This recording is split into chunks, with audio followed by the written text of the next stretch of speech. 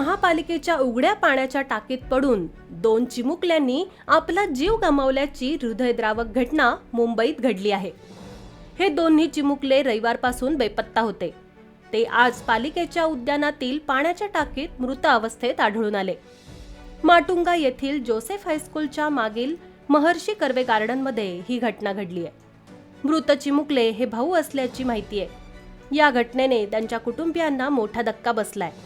करण वय वर्ष 4 आणि अंकुश वय वर्ष 6 अशी चिमुकल्यांची नावे असून दोघे भाऊ असल्याचे माहिती आहे। महर्षी कर्वे गार्डन येथील पाण्याची टाकी पातळ प्लास्टिकने झाकून ठेवली होती, त्यामुळे करण आणि अंकुश हे या पाण्याच्या टाकीत पडले। मुलं बेपत्ता असल्याने कालपासून त्यांचा शोध सुरू होता। अखेर ते आज या पाण्याच्या टाकीत आढळून आले। या घटनेने पालिकेचा निष्काळजीपणा चव्हाट्यावर आला असून त्यामुळे एका कुटुंबाला आपली 2 मुलं गमवावी लागली आहेत।